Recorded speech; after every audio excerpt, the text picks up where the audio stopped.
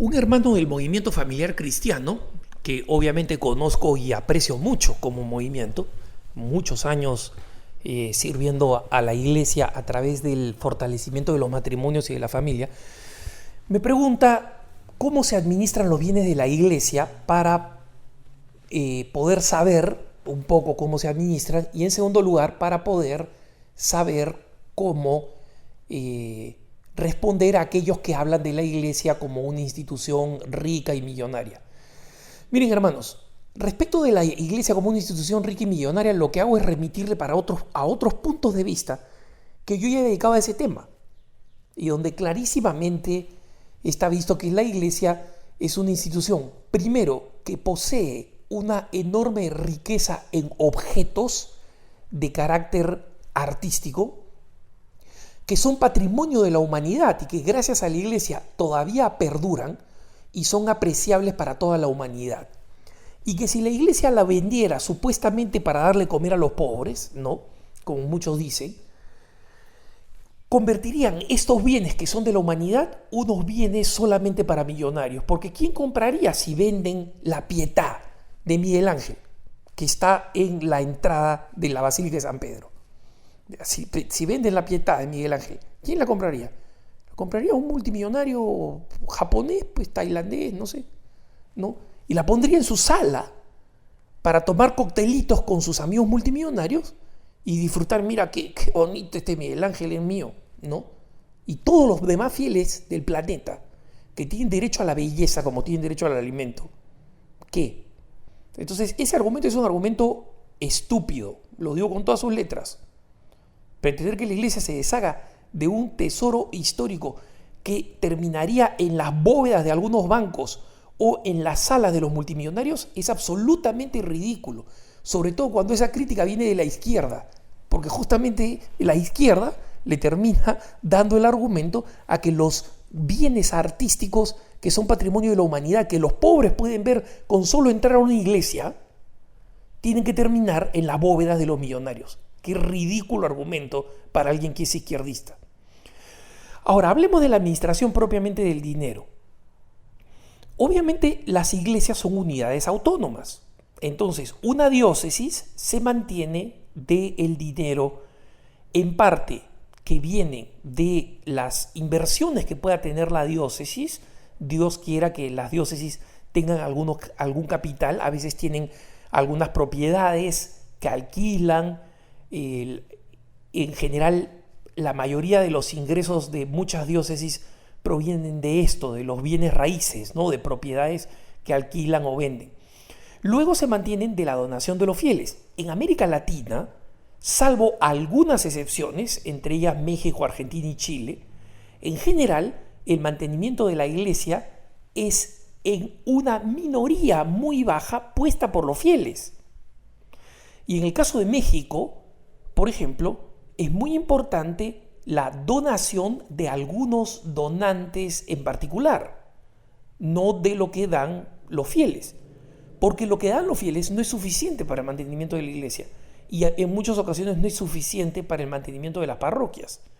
Entonces, una parroquia tiene que pagar luz, tiene que pagar agua, tiene que pagar teléfono, tiene que pagar los servicios municipales, tiene que mantener al sacerdote, tiene que mantener al personal que trabaja ahí, tiene que tener algo de capital para poder reparar la iglesia y poder mantenerla limpia, cambiarle las luces, repintar lo que está maltratado, en algunos casos hacer reparaciones que no son menores, que son tremendamente costosas, y tiene que conservar alguna cantidad de dinero. ¿Para qué? Para que cuando vengan los niños a la catequesis tengan lápices de colores, tengan libros, tengan catecismos, tengan Biblias, tengan el material que se necesita para catequizar, ¿no? Y este proceso cuesta dinero. Ustedes vayan, y sobre todo a este amigo, por ejemplo, que es contador, saca la cuenta, porque a veces los católicos pasan por encima, pero este amigo que es contador va a poder ver con ojo de contador cuánto dinero hay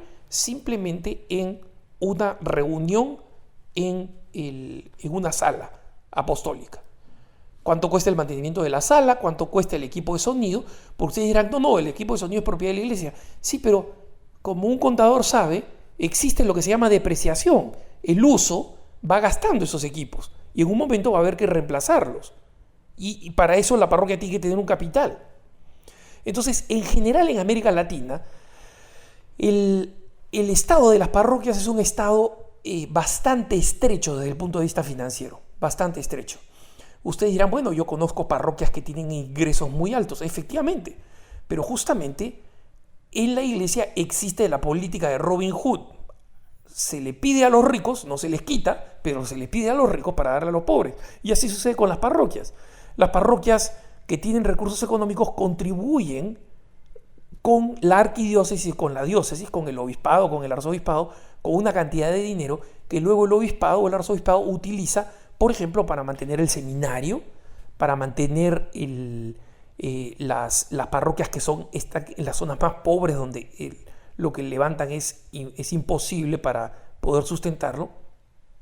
Y muchas veces esto se aplica a nivel nacional, es decir, algunas arquidiócesis que tienen un poco más de recursos económicos toman bajo su ala algunos otros vicariatos o algunas prelaturas donde los ingresos son bajísimos.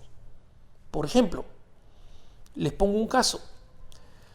El día de la máxima recolección de dinero en la catedral de una de las prelaturas de los Andes del sur peruano, o en uno de los días de mayor recolección, se recolectan 25 soles.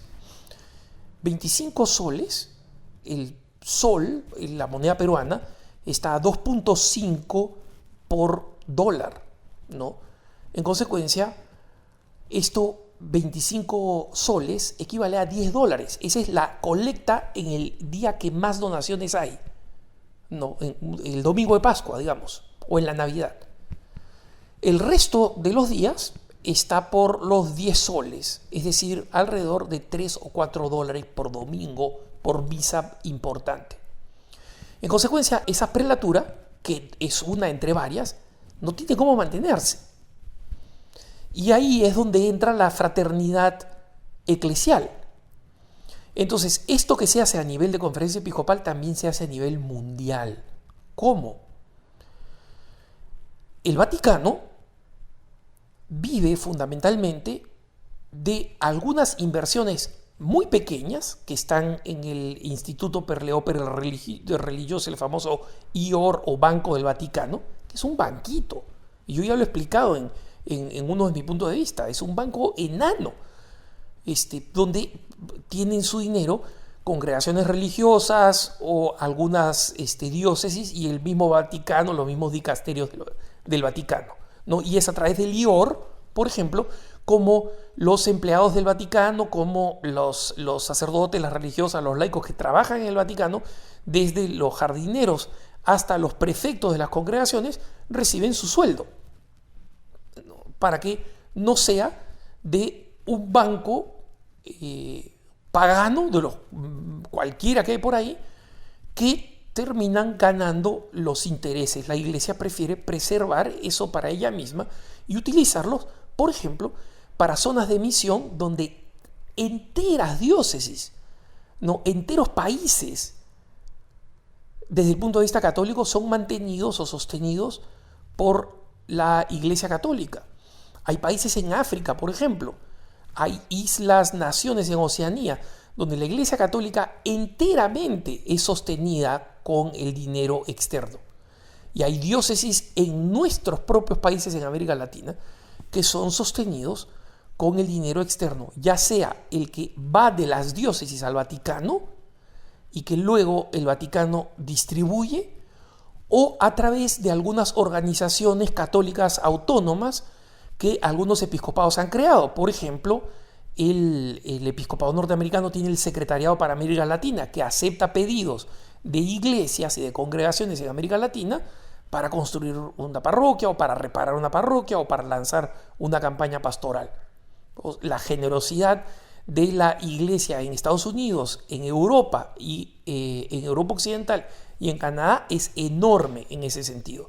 Y muchas de nuestras actividades y muchas de nuestras diócesis, muchas de nuestras congregaciones, muchos seminarios dependen de esa ayuda internacional.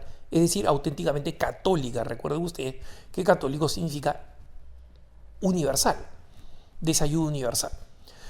Entonces, el presupuesto del Vaticano es un presupuesto, primero, bastante reducido, y en segundo lugar, que en los últimos años siempre ha estado en déficit. ¿Por qué? Porque hay algunas cosas que la Santa Sede mantiene, como por ejemplo Radio Vaticano, para que llegue a múltiples idiomas. La palabra del Papa, ¿no? Desde los cristianos en el mundo árabe hasta los cristianos perseguidos en Corea del Norte, en coreano. Y que obviamente es una operación que no tiene ninguna rentabilidad. No hay publicidad, obviamente, en la radio del Papa, ¿no? Y en consecuencia todo es absolutamente gasto, 100%. Pero por razones de evangelización y de sostenimiento a nuestros hermanos católicos perseguidos, que no tienen otra forma de escuchar más que con radios de onda corta, escondidos muchas veces, entonces este apostolado se mantiene. Entonces, en resumen, la manera de sustentamiento y de administración del dinero en la iglesia es fundamentalmente local, pero todas las instancias contribuyen con su instancia mayor. Las parroquias, si pueden, contribuyen con las diócesis, si pueden, contribuyen con la Santa Sede, y luego, desde esta contribución de la Santa Sede, el dinero o la ayuda económica es asignada de acuerdo a las necesidades de la iglesia. Dos cosas les puedo decir. El presupuesto del Vaticano es bajo y suele muchas veces estar en rojo. Por si acaso, el presupuesto del Vaticano es inferior al de muchas denominaciones protestantes, que tienen mucho más recursos económicos a pesar de que tienen mucha menos gente. Y en segundo lugar, el dinero que maneja la iglesia es totalmente insuficiente para las necesidades de los creyentes en múltiples sitios. Y en consecuencia, sigue dependiendo de la generosidad de los católicos de forma individual, que directamente quieren financiar una congregación, un apostolado, unos misioneros, etc., o a través de sus donaciones regulares a la parroquia, que terminan aportando a la diócesis, que termina aportando a la Santa Sede. Que tengas un buen día.